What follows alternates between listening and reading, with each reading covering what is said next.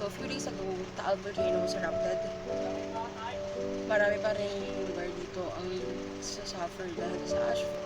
So, as much as possible, wag lalabas ng bahay, mag-cover ng bibig. And, as you all know that I am located in Rizal, and malapit ang Batangas, Laguna, and Rizal. Naging affected kami is sakto nasa labas kami ng bahay. So, I have some footage of it. So, ito yung mga clips.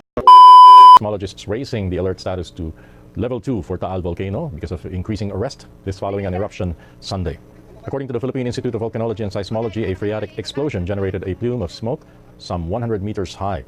The Bureau adds,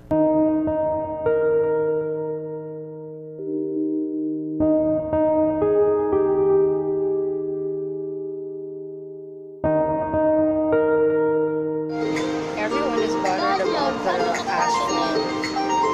But still, the program continues. A few moments later. There is a panic buying right now ng face mask. Wala na sa ibang mga drugstore. Isang drugstore na lang yung available meron dito sa Tanay.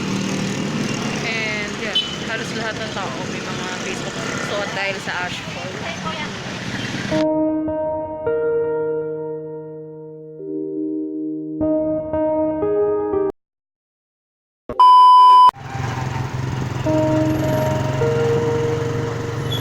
Oh my God, ang kapal!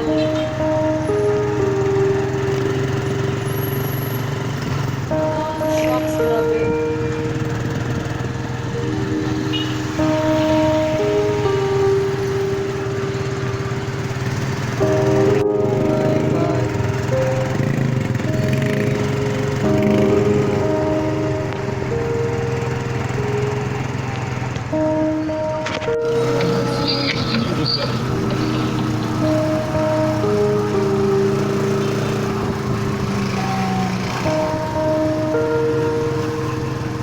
Grabe ang kapal.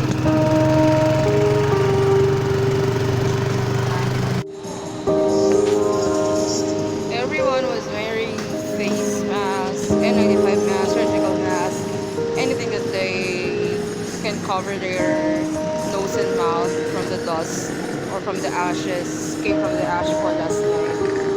So, sobrang dami talagang abo. Super. Grabe yung dumi ng sakit ng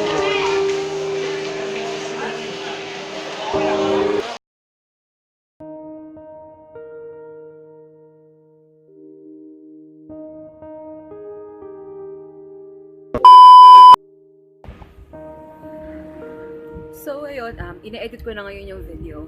I'm editing the video now. And it's been 3 or 4 days na rin after nung ashfall. Until mga kababayan natin nasa evacuation center or hindi pa rin sila makabalik sa bahay kasi hindi pa rin masyadong maganda yung situation ngayon sa Batangas and dun din sa mga kalapit na province. And nakakalungkot pero nakakatawa rin kasi may mga kababayan tayo na handang tumulong, yung mga nag-volunteer para asikasuhin yung mga nasa evacuation center. Meron naman na mga nag-donate ng mga food, blankets, or yung mga needs ng mga nasa evacuation center natin yung mga kababayan. And din sa mga hindi naman nakakapag-donate like me or marami sa atin kasi wala pa tayong kakayahan na mag-donate na ganun karami. Pwede naman mag-start sa maliliit, diba? Kasi yung mga konting mga gamit na hindi na ginagamit, pwede naman na yun i-donate na yan. So pagka pinagsama-sama naman na yun, together with the other donations, marami na yun eh. And kung wala talaga, at least let's pray para sa mga kababayan na natin na sa ranta ng eruption. And pag-pray natin na makarecover na agad and wala nang dumagdag na casualties, wala nang masaktan, walang mamatay or whatsoever. Sana matapos na, sana makabangon na, and tuloy yung life, guys. Let's pray for them. Diba? At least yung prayer, malaking tulong yun eh. Powerful ang prayer.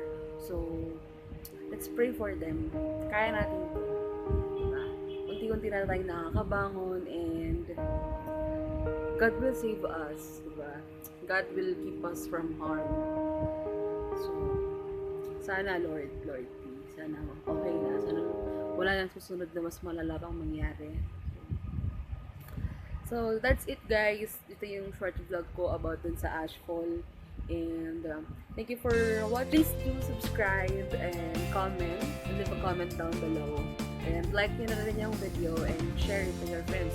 So, baka one of these days, baka mag-giveaway ako. And, yun. So, thank you for supporting me, guys. See you on my next vlog, guys. Bye!